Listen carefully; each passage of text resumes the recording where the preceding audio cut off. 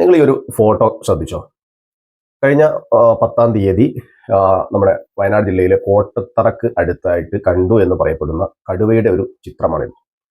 രാത്രി 12 മണിക്ക്, അർദ്ധരാത്രി 12 മണിക്ക് ആ വഴി പോയിട്ടുള്ള ഒരു ഓട്ടോ ഡ്രൈവറാണ് ഈ ഒരു കടുവയെ കണ്ടതെന്ന് പിറ്റേ ദിവസം മുതൽ നമ്മൾ സോഷ്യൽ മീഡിയയിലൂടെയും മറ്റു വാർത്താ മാധ്യമങ്ങളിലൂടെയൊക്കെ നമ്മൾ അറിഞ്ഞതാണ്.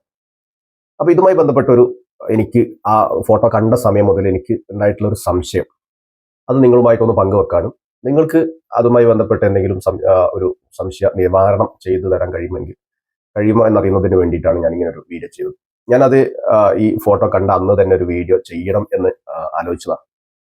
പിന്നീട് നമ്മുടെ വയനാട് ജില്ലയെ സംബന്ധിച്ചിടത്തോളം മുൻകാലങ്ങളിൽ നിന്ന് അപേക്ഷിച്ച് വളരെയധികം വന്യമൃഗശല്യം കൊണ്ട് കാടിറങ്ങി വന്ന വന്യമൃഗങ്ങൾ മനുഷ്യരെ കൊന്നു തിന്നുന്ന ഒരു സാഹചര്യത്തിലാണ് നമ്മുടെ വയനാട് ജില്ലയിലെ ഏകദേശ പ്രദേശങ്ങളും ഇപ്പോൾ ഉള്ളത്. കാടുണ്ടെങ്കിലും ഇല്ലെങ്കിലും ആ പ്രദേശത്തൊക്കെ ഇപ്പോൾ ഒരു ഭയത്തോടു കൂടി ജീവിക്കുന്ന ഒരു സാഹചര്യമാണ് നിലവിൽ വയനാട് ജില്ലയിലുള്ളത്.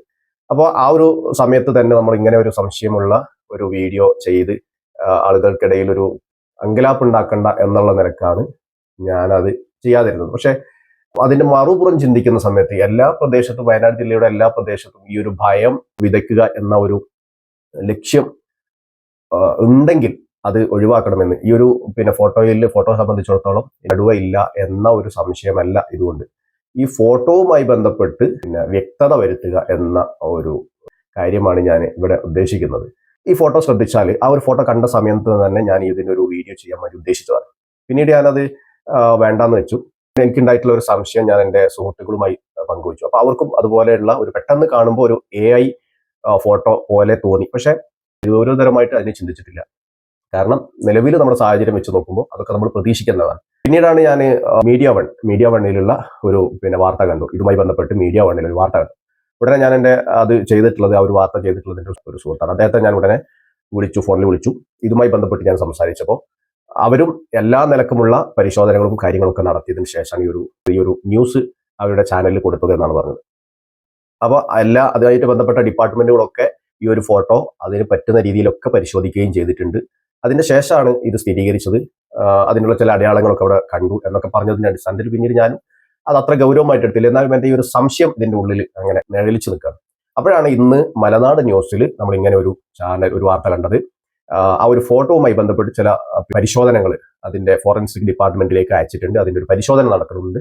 ആ ഒരു അതിനെ കണ്ടു എന്ന് പറയപ്പെടുന്ന വ്യക്തിയെ ചോദ്യം ചെയ്യുന്നു, അതിനുവേണ്ടി വിളിപ്പിക്കും എന്നൊക്കെയുള്ള ഒരു വാർത്ത നമ്മൾ മലനാട് ന്യൂസിൽ കണ്ടു. അപ്പോഴാണ് ഞാൻ ഉദ്ദേശിച്ച ഈ ഒരു സംശയം നിങ്ങളുടെ മുമ്പിൽ കൂടി ഒന്ന് അവതരിപ്പിക്കാം എന്ന് വിചാരിച്ചത്. അതിന്റെ ഏറ്റവും പ്രധാനപ്പെട്ട ഒരു സംശയം ഒന്ന് നമ്മൾ ശ്രദ്ധിച്ചു നോക്കിയാലും നമുക്ക് മനസ്സിലാവും. ആ ഒരു കടുവയുടെ വലിപ്പവും ഈ ഫോട്ടോ എടുത്തതും ഈ കടുവ നിൽക്കുന്നതുമായിട്ടുള്ള ദൂരത്തിനനുസരിച്ചിട്ടുള്ള ഒരു വലിപ്പം അല്ല ആ ഒരു കടുവയിൽ കാണാവുന്നത്. അത് വളരെ സൂക്ഷ്മമായി നിരീക്ഷിക്കുമ്പോൾ മാത്രമേ നമുക്ക് മനസ്സിലാവുള്ളൂ. അതിനേക്കാൾ അപ്പുറം നമുക്ക് പെട്ടെന്ന് മനസ്സിലാക്കാൻ പറ്റുന്ന ഒരു അടയാളം, ഒരു പ്രതിബിംബം ഉണ്ടാവുന്നത് അതിന്റെ വലിപ്പം അനുസരിച്ച്, ആ പ്രതിബിംബത്തിന്റെ വലിപ്പം ഉണ്ടാകുന്നത് ആ പ്രതിബിംബം പതിയുന്ന ഒരു വസ്തു, ഉദാഹരണത്തിന് ഒരു ചുമര്, അതല്ലെങ്കിൽ അതുപോലെയുള്ള ഒരു സാധനം അതിന്റെ പുറകിലുണ്ടെങ്കിൽ അത് ആ ഒരു ചുമരും ഈ ഒരു വസ്തുവും തമ്മിൽ എത്ര അകലമുണ്ട് എന്നതിനെ ആശ്രയിച്ചിരിക്കും അതിന്റെ ഒരു പ്രതിബിംബം എന്ന് പറയുന്നത്. ഈ ഒരു പ്രതിബിംബം ഈ ഒരു കടുവ നിൽക്കുന്നതിന്റെ തൊട്ടടുത്ത് തന്നെ ഏകദേശം ഒരടി പുറകിൽ ഒരു ചുമരോ അതല്ലെങ്കിൽ അതുപോലെയുള്ള എന്തെങ്കിലും ഒരു വസ്തു ഉണ്ടായിട്ട് അതിൽ നിന്ന് പതിഞ്ഞതുപോലെയുള്ള ഒരു പ്രതിബിംബമാണ് അതിന്റെ പുറകിൽ നമ്മൾ കാണുന്നത്. അതിന്റെ മുകളിൽ നമ്മൾ ശ്രദ്ധിച്ചാൽ നമുക്ക് മനസ്സിലാവും. അതായത് ഒരു ചുമരിൽ തൊട്ടടുത്തുള്ള ഒരു ചുമരിൽ പതിഞ്ഞതുപോലെ വളരെ കൃത്യമായിട്ടാണ് അതിന്റെ ഒരു പ്രതിബിംബം നമുക്ക് പുറകിൽ കാണാൻ കഴിയുന്നത്. എന്നാൽ അതിന്റെ താഴെ കാലിൽ നിന്ന് ഫ്രണ്ടിലുള്ള മുൻവശത്തുള്ള കാലിന് പ്രതിബിംബമുണ്ട്. എന്നാൽ പുറകിലുള്ള 2 കാലിലും പ്രതിബിംബം കാണുന്നില്ല. ഒരു ചെറിയ തോതിൽ പോലും പ്രതിബിംബം കാണുന്നില്ല. അത് അവിടെ ഇരിക്കട്ടെ. അതിന്റെ മുകളിൽ കാണുന്ന പ്രതിബിംബം അത്ര കൃത്യമായി കാണണമെന്നുണ്ടെങ്കിൽ അതിന്റെ തൊട്ടുപുറകിൽ ഒരു മതില് പോലെ അല്ലെങ്കിൽ ചുമല് പോലെ അങ്ങനെയുള്ള എന്തെങ്കിലും ഒരു വസ്തു ഉണ്ടായിരിക്കണം. തൊട്ടുപുറകിൽ എന്ന് വെച്ചാൽ ഏകദേശം അതിന്റെ വലിപ്പം അനുസരിച്ച് ഒരടി ദൂരത്തിൽ ഉണ്ടാവുന്ന ഒരു വസ്തുവിൽ പതിയുമ്പോൾ മാത്രമേ ഇതുപോലെയുള്ള ഒരു പ്രതിബിംബം നമുക്ക് അവിടെ കാണാൻ കഴിയുള്ളൂ. അതല്ല, ആ പ്രതിബിംബം പതിയാൻ ഒരു വസ്തു ഒന്നും ഇല്ല, കുറെ അപ്പുറത്താണെന്നുണ്ടെങ്കിൽ ഈ പ്രതിബിംബം ഒരു തരത്തിലും നമുക്ക് അത്ര കൃത്യമായിട്ട് നമുക്ക് കാണാൻ കഴിയില്ല എന്ന് മാത്രമല്ല അത് നീളത്തിലായിരിക്കും ഉണ്ടാവുക. അപ്പൊ നമുക്ക് അത് പരിശോധിച്ചാൽ നമുക്ക് മനസ്സിലാവും. അപ്പൊ അത് ഫോറൻസിക്കുമായി ബന്ധപ്പെട്ട് അവർക്ക് വളരെ സൂക്ഷ്മമായിട്ട് അത് പരിശോധിക്കുന്നുണ്ടാവും. പക്ഷെ നമുക്ക് നമ്മുടെ ചിന്തയിൽ ഉദിച്ചു വന്നിട്ടുള്ള ഏറ്റവും നിസാരമായി എന്ന് തോന്നുന്ന രീതിയിൽ നമുക്ക് കണ്ടെത്താൻ കഴിയുന്ന ഒരു പിന്നെ സംശയമാണ് ഞാനിവിടെ ഉന്നയിച്ചിട്ടുള്ളത്. ഞാൻ ഇതിവിടെ പറയാൻ കാരണം എന്ന് വെച്ചാൽ വയനാട് ജില്ലയിലുള്ള എല്ലാ സ്ഥലങ്ങളിലും ഈ ഒരു ഭയം നിലനിൽക്കുന്ന ഈ ഒരു സമയത്ത് വളരെ കൃത്യമായിട്ടല്ലാത്ത വാർത്തകളും അതുപോലെ തന്നെ മെസ്സേജുകളും ഒക്കെ ഇങ്ങനെ പ്രചരിക്കുന്നതോടുകൂടെ നമ്മുടെ ജീവിതത്തിനെ, സ്വൈര്യ ജീവിതത്തിനെ അത് വല്ലാതെ ബാധിക്കും.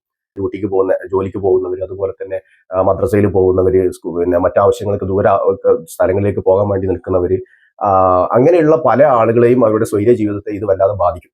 അതുപോലെ തന്നെ ആ പ്രദേശത്ത് ഉണ്ടാവാൻ പോകുന്ന വസ്തുവകകളുമായി ബന്ധപ്പെട്ടിട്ടുള്ള പിന്നെ ക്രയവിക്രയങ്ങളൊക്കെ ഇത് ബാധിക്കും.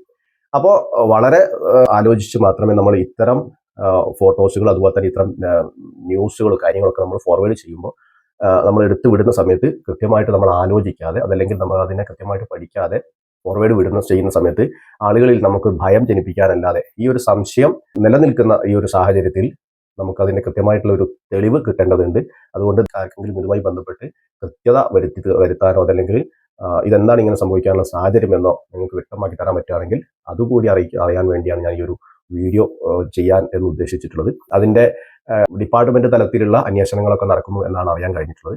അപ്പൊ അത് വഴിയെ വരട്ടെ. ഞാൻ ഉദ്ദേശിച്ചത് ഇതുമായി ബന്ധപ്പെട്ടിട്ടുള്ള ഒരുപാട് സംശയങ്ങൾ നിലവിൽ നമുക്ക് ആ ഒരു ഫോട്ടോ നോക്കിയാൽ നമുക്ക് മനസ്സിലാവും. ഞാൻ പറയുന്നത് അതിൽ കളവുണ്ടെന്നോ അതല്ലെങ്കിൽ അത് സത്യമല്ല എന്നൊന്നുമല്ല. ഇതിൽ നമുക്ക് നമ്മുടെ ചിന്തക്ക് ഉൾക്കൊള്ളാൻ കഴിയാത്ത ചില സംശയങ്ങൾ അതിൽ വന്നതുകൊണ്ട് മാത്രം. ഒരുപാട് ഫോട്ടോസുകൾ ഇങ്ങനെ വരുന്നുണ്ടല്ലോ, അപ്പോഴൊന്നും ഇല്ലാത്ത ഒരു സംശയം ഇതിന്റെ മുകളിൽ കുറെ ആളുകൾക്ക് വന്നു എന്നതുകൊണ്ട് തന്നെ അത് കൃത്യമായിട്ട് നമ്മൾ പരിശോധിക്കേണ്ടതുണ്ട്. പ്രത്യേകിച്ച് നമ്മൾ ഈ ഒരു വയനാട് ജില്ലയിലുള്ള നിലവിലുള്ള സാഹചര്യത്തിൽ. അപ്പൊ നിങ്ങൾക്ക് ആർക്കെങ്കിലും ഇതുമായി ബന്ധപ്പെട്ട് നിങ്ങൾക്ക് ഇതുപോലെയുള്ള സംശയങ്ങളോ അല്ലെങ്കിൽ അതുമായി ബന്ധപ്പെട്ട പിന്നെ തീർപ്പുകളൊക്കെ ഉണ്ടെങ്കിൽ, വ്യക്തതകളൊക്കെ ഉണ്ടെങ്കിൽ നിങ്ങൾ അറിയിക്കുകയാണെങ്കിൽ നമുക്കത് മനസ്സിലാക്കാം എന്ന ഉദ്ദേശത്തോടു കൂടിയാണ് ഈ ഒരു വീഡിയോ ചെയ്യുന്നത്.